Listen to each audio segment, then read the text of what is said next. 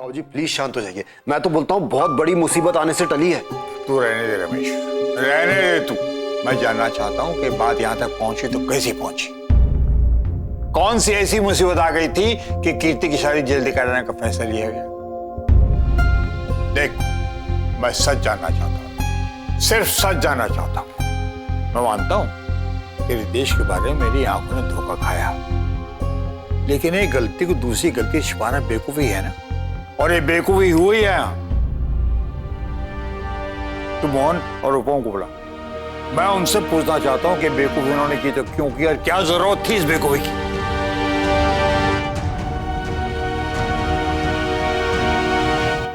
रूपन, तुमने फोन कर दिया ना कीर्ति के मामा को कि वो एयरपोर्ट लेने आ रहे हैं? हाँ मेरी बात हो गई है। हो गई ना? हाँ मैंने बोल भैया भाभी, आपको दादाजी बैठक में बुला रहे हैं। अभी जी। ठीक है, तुझे हम आते हैं।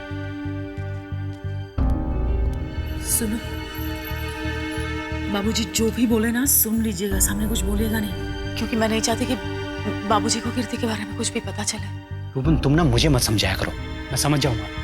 तुम बस अपना मुंह बंद रखना, ठीक है ना?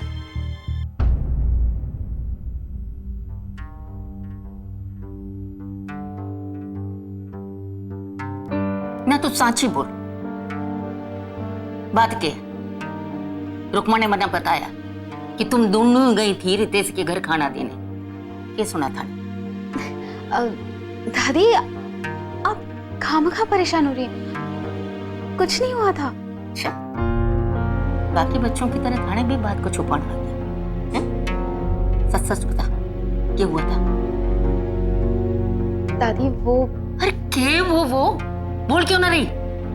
दादी, कीर्ति एक दिन पार्टी से लेट आई घर पे। हाँ,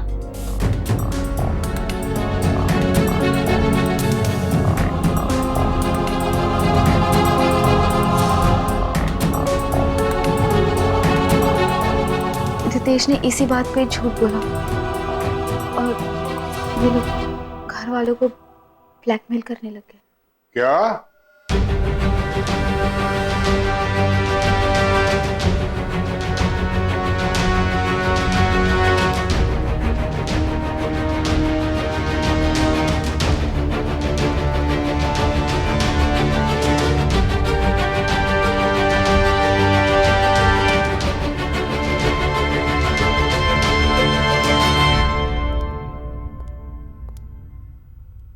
ये क्या हो रहा मोहन?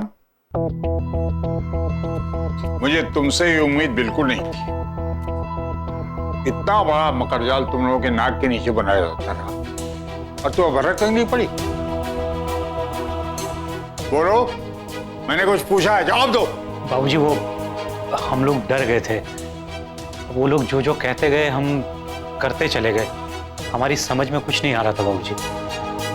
उन्होंने कीर्ति के नाम पर तुम्हें झूठ बोला और तुम मान गए। इसी झूठ के बल पे तुम्हें डर दिखाकर वो ब्लैकमेल करते रहे, तुम होते रहे। वाह, क्या बात है। बाबूजी, वो कीर्ति की शादी टूटने का डर था, इसलिए। जिस शादी की टूटने की तुम बात कर रहे हो, तुमने कभी ये भी सोचा अगर ये शादी हो ही होती उस लड़के से तो हमारे बच्चे का क्या हाल होता?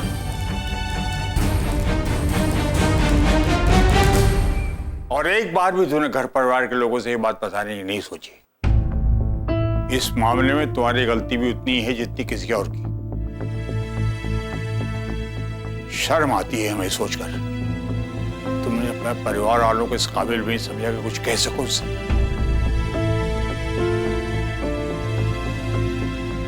देखो सरोज, ये है मोहन, जिसके हाथ पे हमने दुकान की तिजोरी की चाबी सौंप रखी है।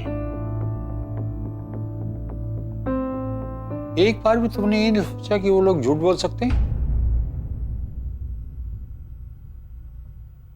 बाबूजी वो बस रूपन बहू, और उसमें कहने सुनने की कोई बात नहीं है। रितेश के माँ बाप ने झूठ बोला और तुम्हें ब्लैकमेल किया क्योंकि उन्हें कीर्ति में एक कमजोर कड़ी दिखाई और उस कमजोर कड़ी की वजह तुम्हारी परवरिश है, जिसके लिए तुम दोनों जिम्मेदार हो।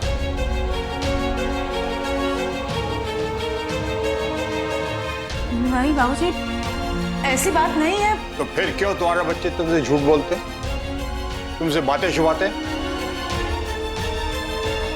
जवाब दो। मामा के घर से लौटने के बाद कीर्ति का देर रात तक बाहर रहना और पार्टी में जाना बंद।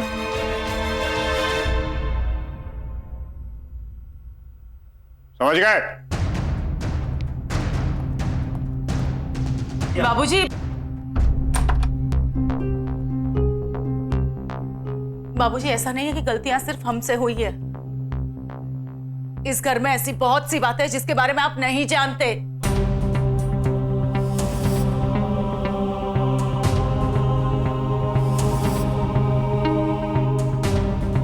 बाबूजी, उमेश और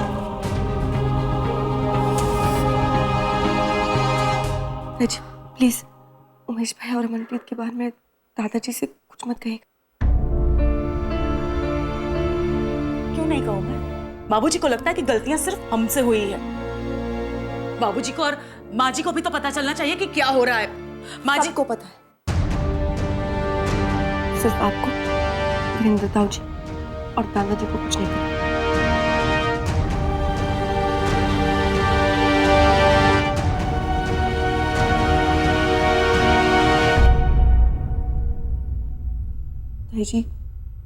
ताई जी प्लीज दादाजी को कुछ मत कहिएगा, वरना एक और बड़ी प्रॉब्लम खड़ी हो जाएगी। प्लीज। बस निशा, मेरे इतने भी बुरे दिन नहीं आए कि मुझे तुमसे लेक्चर सुनना पड़े। प्लीज अभी यहाँ पे कुछ मत बोलना। दीदी, आप भी सब जानते थे ना?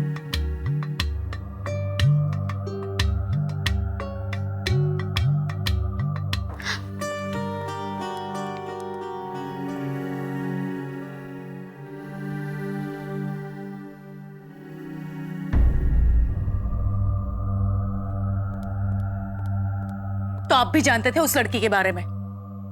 क्या फर्क पड़ता है रूपन, अब भूल जाओ ना, ये सब खत्म करो। अब तो रहने ही दीजिए। सबके सामने बाबूजी ने हमारी इतनी बेइज्जती की और अब मुझे कह रहे हैं सब भूल जाऊं मैं? रूपन, दीदी, आपके रहते हुए वो लड़की इस घर की छत के नीचे रही और आप कुछ नहीं बोले। तो मैं क्या करूं रूपन? बताओ मुझे, जाके मैं बाबूजी को सब कुछ बता दूं? और इनकी तबीयत का क्या? ये बात सुन के अगर कहीं ऊंच नीच होगी तो?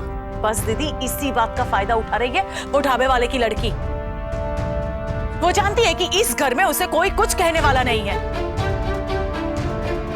दीदी, आप ही मुझे बताइए कि कीर्ति वाली बात उसे बाबूजी और माँ जी के सामने बोलने की क्या जरूरत थी? नहीं दीदी, मैं उस लड़की को नहीं छोड़ूंगी। रूपन, ठीक, मैं तेरा गुस्सा समझती हूँ, पर मैं तुझसे विनती करती हूँ अभी इस वक्त चुप रह तू। अच्छा, मैं चुप हो जाऊं? मेरे चुप रहने से सारे प्रॉब्लम सॉल्व हो जाएंगे दीदी? एक मिनट दीदी, कहीं ऐसा तो नहीं है ना कि आप भी चाहती हो कि उमेश की शादी उस लड़की के साथ हो जाए? नहीं नहीं रूपन, बिल्कुल भी नहीं। मैं तो इस शादी के एकदम खिलाफ हूं। पर इस घर में कुछ लोग ऐसे हैं जो शांति चाहते ही नहीं।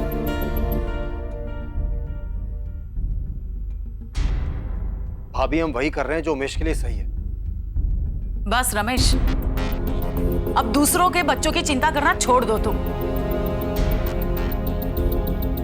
बाबूजी ने मेरी परवरिश पर सवाल उठाया है, जबकि ये सवाल उन्हें तुमसे करना चाहिए था। बस दीदी, गुस्से में आप कुछ भी कह रही है। इसमें रमेश की क्या गलती है? गलती? रमेश की शह की वजह से ही बच्चों की यह हालत हुई है।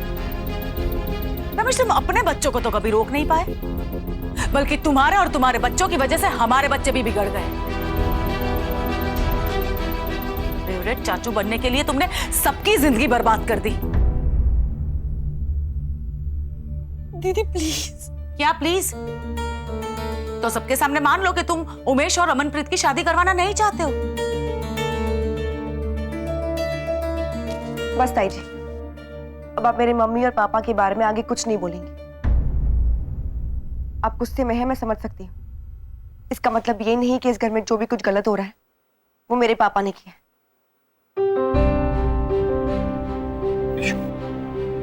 बड़ों के बीच में मत। नहीं रमेश, क्यों रोक रहा है उसे? बोलने दो।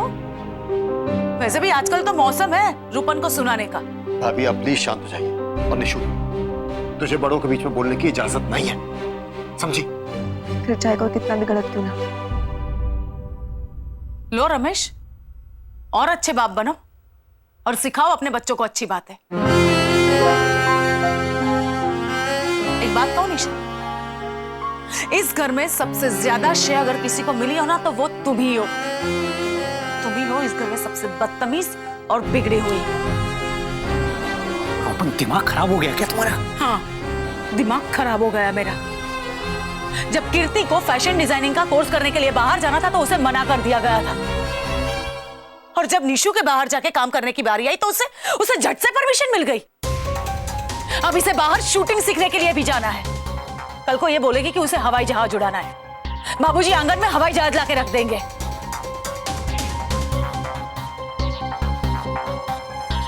पर इतना मत उड़ो निशा, क्योंकि बाबूजी ने अभी तुम्हें परमिशन दी नहीं है।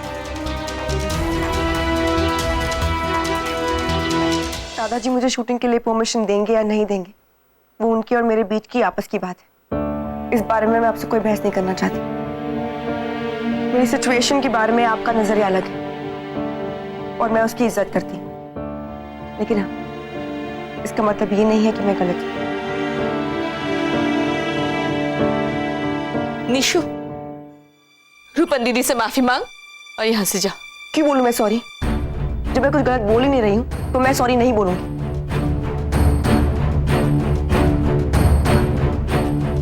निशु, निशु, निशु, निशु।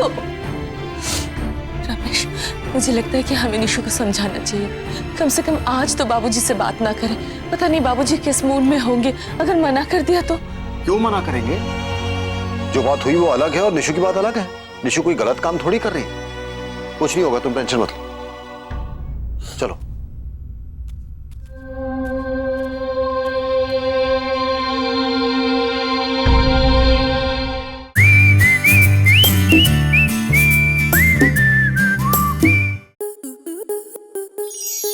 आपके मनोरंजन पर अब नहीं लगेगा कोई ब्रेक। स्टार प्लस के बेहतरीन शोज देखने के लिए लाइक, शेयर और सब्सक्राइब करें स्टार प्लस यूट्यूब पेज को।